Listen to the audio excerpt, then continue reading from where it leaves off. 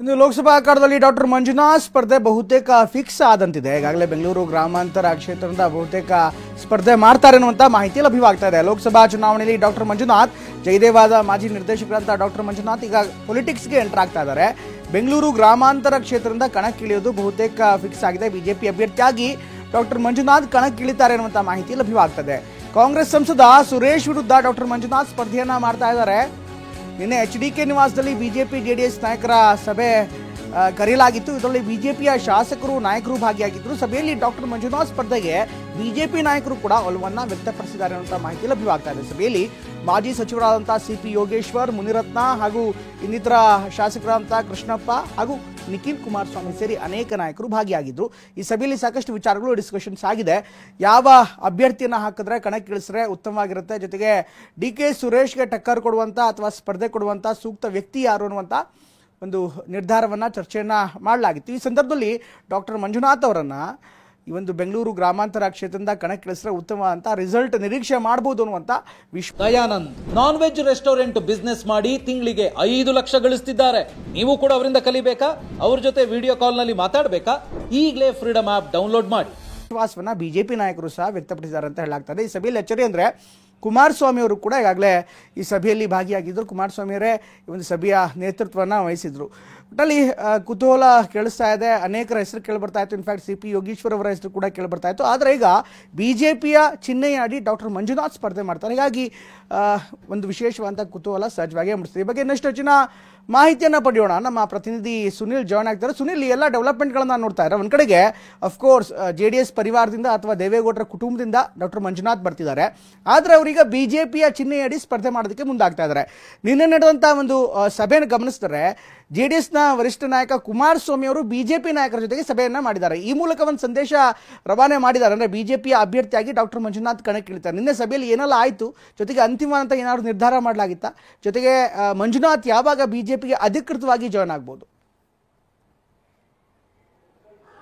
ಪ್ರಮೋದ್, ಈಗಾಗಲೇ ಬೆಂಗಳೂರು ಗ್ರಾಮಾಂತರ ಲೋಕಸಭಾ ಕ್ಷೇತ್ರದಿಂದ ಈಗಾಗಲೇ ಹಾಲಿ ಸಂಸದ DK ಸುರೇಶ್ ಅವರು ಸ್ಪರ್ಧೆ DK ಸುರೇಶ್ ಅವರಿದ್ದಾರೆ. ಅವರನ್ನ ಸೋಲಿಸಲೇಬೇಕು ಅಂತ ಹೇಳಿ ಬಿಜೆಪಿ JDS ನಾಯಕರು ಪಣ ತೊಟ್ಟಿ ರೀತಿ ಕಂಡು ಬರ್ತಾ ಇರುವಂತು. ಪ್ರಮುಖವಾಗಿ ಈಗಾಗಲೇ CP ಯೋಗೇಶ್ವರ್ ಈಗ ಬೆಂಗಳೂರು ಗ್ರಾಮಾಂತರದಿಂದ ಸ್ಪರ್ಧೆ ಮಾಡ್ತಾರೆ ಅನ್ನೋ ಚರ್ಚೆಗಳಿತ್ತಾದ್ರೆ, ಬದಲಾದ ರಾಜಕೀಯ ಸನ್ನಿವೇಶದಲ್ಲಿ ಈಗಾಗಲೇ DK ಸುರೇಶ್ ಅವರನ್ನ ಸೋಲಿಸಲಿಕ್ಕೆ ಜಯದೇವ ಮಾಜಿ ನಿರ್ದೇಶಕರಂತ ಡಾಕ್ಟರ್ ಮಂಜುನಾಥ್ ಅವರೇ ಸೂಕ್ತ ಅಭ್ಯರ್ಥಿ ಅಂತ ಹೇಳಿ ಈಗಾಗಲೇ ಬಿಜೆಪಿ JDS ನಾಯಕರು ಈಗಾಗಲೇ ಲೆಕ್ಕಾಚಾರವನ್ನು ಕೂಡ ಹಾಕಿರುವಂತು. ಅದಕ್ಕೆ ಪುಷ್ಟಿ ಕೊಡುವಂತೆ ಈಗಾಗಲೇ ಒಂದಷ್ಟು ಕೇಂದ್ರದ ನಾಯಕರ ಜೊತೆ ಕುಮಾರಸ್ವಾಮಿ ಅವರು ಮಾತುಕತೆ ನಡೆಸಿದ್ರು. ಅದರ ಬೆನ್ನಲ್ಲೇ ಈಗಾಗಲೇ ನಿನ್ನೆ ನಡೆದಂತೆ ಕುಮಾರಸ್ವಾಮಿ ಅವರ ನಿವಾಸದಲ್ಲಿ ಸಭೆ ಎಂದೇ ಸಾಕಷ್ಟು ಮಹತ್ವವನ್ನು ಕೂಡ ಪಡೆದುಕೊಂಡಿರುವಂತದ್ದು. ಒಂದು ಕಡೆ ಬಿಜೆಪಿ ನಾಯಕರಾಗಬಹುದು ಮತ್ತೆ ಕುಮಾರಸ್ವಾಮಿ ಅವರು ಮಧ್ಯೆ ನಡೆದಿರುವಂತಹ ಈ ಒಂದು ಸಭೆ ಎಂದೇ ಸಾಕಷ್ಟು ಮಹತ್ವವನ್ನು ಕೂಡ ಪಡೆದುಕೊಂಡಿದೆ. ಮತ್ತೆ ಚರ್ಚೆಯನ್ನು ಕೂಡ ಹುಟ್ಟಾಕಿ ಸಂದೇಶವನ್ನು ಕೂಡ ರವಾನೆ ಮಾಡಿರುವಂತು.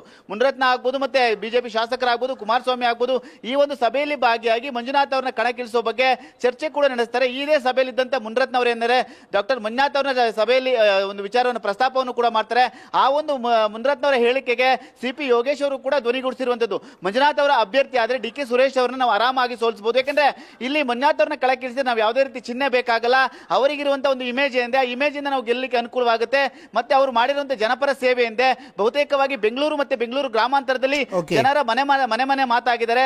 ಎಲ್ಲಾ ಅಂಶಗಳನ್ನ ಇಟ್ಕೊಂಡು ನಾವು ಅವರನ್ನ ಕಣಕ್ಕಿಳಿಸಿದ್ರೆ ಅನುಕೂಲವಾಗುತ್ತೆ ಅಂತ ಹೇಳಿ. ಹಾಗಾಗಿ ಮಂಜುನಾಥ್ ಅವರು ಬಹುತೇಕವಾಗಿ ಶೀಘ್ರದಲ್ಲೇ ಬಿಜೆಪಿಯನ್ನು ಸೇರುವಂತ ಸಾಧ್ಯತೆಗಳು ದಟ್ಟವಾಗಿದೆ. ಇನ್ನು ಬೆಂಗಳೂರು ಗ್ರಾಮಾಂತರ ಅಭ್ಯರ್ಥಿಯಾಗಿ ಬಿಜೆಪಿಯಿಂದ ಮಂಜುನಾಥ್ ಅವರು ಕಣಕ್ಕಿಳಿಯುವ ಸಾಧ್ಯತೆ ಕೂಡ ದಟ್ಟವಾಗಿರುವಂತದ್ದು. ಪ್ರಮೋದ್, ಥ್ಯಾಂಕ್ ಯು ಸುನಿಲ್, ಎಲ್ಲ ಮಾಹಿತಿಗೋಸ್ಕರ. ಇನ್ನು ಲೋಕಸಭಾ ಚುನಾವಣೆ ಹೊಸದಲ್ಲೇ ಬಿಜೆಪಿಲಿ ಗರಿಗೆದರಂಥ ರಾಜಕಾರಣ ಎರಡನೇ ಪಟ್ಟಿ ಬಿಡುಗಡೆ ಸಂಬಂಧ ಇವತ್ತು ದೆಹಲಿಯಲ್ಲಿ ಮಹತ್ವದ ಮೀಟಿಂಗ್ ಆಗ್ತಾ ಇದೆ. ಚುನಾವಣೆ ಬರ್ತಾ ಇದೆ. ಈಗಾಗಲೇ 1ನೇ ಪಟ್ಟಿ ಬಿಡುಗಡೆ ಮಾಡಿದ ಬಿಜೆಪಿ 2ನೇ ಪಟ್ಟಿ ಬಿಡುಗಡೆ ಸಂಬಂಧ ದೆಹಲಿಯಲ್ಲಿ ಇವತ್ತು ಹೈ ಪ್ರೊಫೈಲ್ ಮೀಟಿಂಗ್ ನಡೀತಾ ಇದೆ. ಬಿಜೆಪಿಯ ರಾಷ್ಟ್ರೀಯ ಅಧ್ಯಕ್ಷ ನಡ್ಡಾ ನೇತೃತ್ವದಲ್ಲಿ ಒಂದು ಸಭೆ ಕೂಡ ಇದೆ. ಹೀಗಾಗಿ ಈ ಸಭೆಯಲ್ಲಿ ಇನ್ಫ್ಯಾಕ್ಟ್ ಎಲ್ಲ ನಾಯಕರು ಕೂಡ ಇರ್ತಾರೆ. ಇನ್ನು ರಾಜ್ಯದ ನಾಯಕರಾದಂಥ ದೆಹಲಿ ಇನ್ಫ್ಯಾಕ್ಟ್ ವಿಜಯೇಂದ್ರ ಮತ್ತು ಬೊಮ್ಮಾಯಿ ಕೂಡ ದೆಹಲಿಗೆ ತೆರಳಿದ್ದಾರೆ. ಇನ್ನು ಮಾಜಿ CM ಯಡಿಯೂರಪ್ಪ ಈಗಾಗಲೇ ದೆಹಲಿಯಲ್ಲಿದ್ದಾರೆ. ಎಲ್ಲ ನಾಯಕರು ಹೈಕಮಾಂಡ್ ನಾಯಕರ ಜೊತೆಗೆ ಮಾತುಕತೆಯನ್ನು ನಡೆಸ್ತಾ ಇದ್ದಾರೆ. CEC ಸಭೆ ನಿಗದಿಯಾಗಿದ್ದು ಬೇರೆ ವಿಚಾರ. ಅದರಲ್ಲಿ ಎಲ್ಲ ರಾಜ್ಯಗಳ ವಿಚಾರಣೆಯನ್ನು ಇನ್ಫ್ಯಾಕ್ಟ್ ಎಲ್ಲ ರಾಜ್ಯಗಳ ಟಿಕೆಟನ್ನು ಪರಿಶೀಲನೆ ಮಾಡ್ತಾರೆ. ಆದರೆ ರಾಜ್ಯದ ನಾಯಕರ ಜೊತೆಗೆ ಹೈಕಮಾಂಡ್ ನಾಯಕರು ಪ್ರತ್ಯೇಕವಾಗಿ ಮಾತನಾಡ್ತಾರೆ ಅನ್ನುವಂಥ ನಿರೀಕ್ಷೆ ಇದೆ. ಇವತ್ತು ಸಭೆಯಲ್ಲಿ ಮಾತನಾಡ್ತಾರೆ ಈ ಎಲ್ಲ ನಾಯಕರು ಅಂತ ಹೇಳಲಾಗ್ತಾ ಇದೆ. ಆದರೆ ಸಭೆಯಲ್ಲಿ ಏನು ಚರ್ಚೆ ಆಗುತ್ತೆ, ಜೊತೆಗೆ ಟಿಕೆಟ್ ವಿಚಾರವಾಗಿ ಯಾವುದೆಲ್ಲ ವಿಚಾರಗಳನ್ನು ಈಗ ಚರ್ಚೆ ಮಾಡಲಾಗಿದೆ, ಅಂತಿಮಗೊಳಿಸಲಾಗಿದೆ, ಇನ್ನಷ್ಟೇ ವಿವರಗಳು ಬರಬೇಕಾಗಿದೆ. ಸಾಯಂಕಾಲ ಎಲೆಕ್ಷನ್ ಕಮಿಟಿ ಮೀಟಿಂಗ್ ಇದೆ, ಅದಕ್ಕೋಸ್ಕರ ಬಂದಿದ್ದೇನೆ. ಕರ್ನಾಟಕದಲ್ಲಿ ಯಾರ್ಯಾರು ಸ್ಪರ್ಧೆ ಮಾಡಬೇಕು ಅನ್ನೋದ್ರ ಬಗ್ಗೆ ಚರ್ಚೆ ಆಗುತ್ತೆ. ಒಂದು ಅಂತಿಮ ತೀರ್ಮಾನ ಇವತ್ತು ನಾಳೆಯಲ್ಲಿ ನಮ್ಮ ಪ್ರಧಾನಿಯವರು ಮತ್ತು ಗೃಹ ಸಚಿವರು ತಗೊಳ್ತಾರೆ ಅನ್ನೋ ವಿಶ್ವಾಸ ಇದೆ. ಆ ಕಾರಣಕ್ಕೆ ನಾನು ಬಂದಿದ್ದೇನೆ. ಸರ್, ಇವತ್ತು ಸಿಇಸಿ ಮೀಟಿಂಗ್ ಇದೆಯಾ ಸರ್ ಇವತ್ತು, ಅಥವಾ ನಡ್ಡಾ ಅವ್ರ ಜೊತೆಗೆ ಬರೀ ರಾಜ್ಯ ನಾಯಕರು ಚರ್ಚೆ ಮಾಡ್ತೀರಾ? ಅಮಿತ್ ಶಾನು ಇರ್ತಾರೆ, ನಡ್ಡಾನು ಇರ್ತಾರೆ, ಪ್ರಧಾನಿಯವರು ಇರ್ತಾರೆ.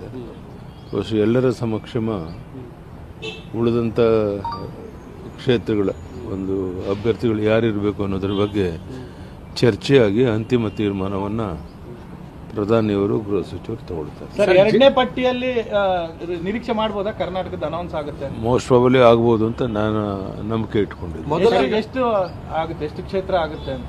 ಇಲ್ಲ, ಟೋಟಲ್ 28 ಕಾನ್ಸ್ಟಿಟ್ಯೂನ್ಸಿ ತಾನೆ JDS ಮಾಡೋದಾದ್ರೆ JDSಗೆ ಎಷ್ಟು ಬಿಟ್ಟು ಕೊಡ್ತಾರೆ ಅನ್ನೋ ತೀರ್ಮಾನ ಅವ್ರಿಗೆ ಗೊತ್ತಿರುವಂಥದ್ದು, ನಮಗಿನ್ನೂ ಮಾಹಿತಿ ಇಲ್ಲ.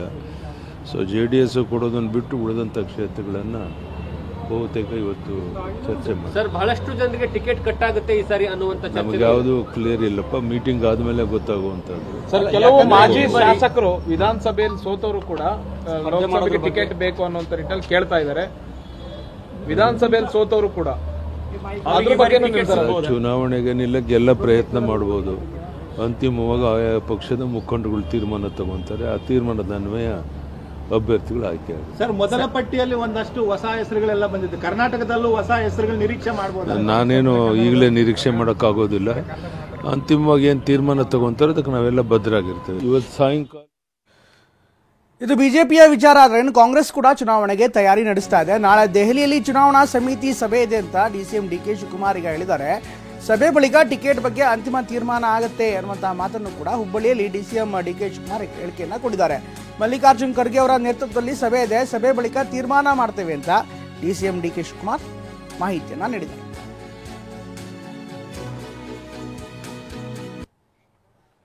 ಲೋಕಸಭಾ ಅಭ್ಯರ್ಥಿಗಳ ಪಟ್ಟಿ ಅವರು ಹೇಳ್ತಾರೆ ಸಿದ್ದರಾಮಯ್ಯರು 5 ವರ್ಷಗಳ ಕಾಲ ಮುಖ್ಯಮಂತ್ರಿ ಆಗಿರ್ತಾರೆ.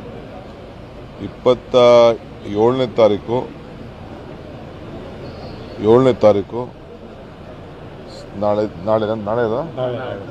ನಾಳೆ ಎಲೆಕ್ಷನ್ ಕಮಿಟಿ ಮೀಟಿಂಗ್ ಡೆಲ್ಲಿಲಿದೆ. ಮಲ್ಲಿಕಾರ್ಜುನ್ ಖರ್ಗೆ ಅವರ ನೇತೃತ್ವದಲ್ಲಿ ನಮ್ಮ ACC ಅಧ್ಯಕ್ಷರು ತಗೊಳ್ತಾರೆ. ಅದಾದ್ಮೇಲೆ ತೀರ್ಮಾನ ಮಾಡ್ತೀವಿ.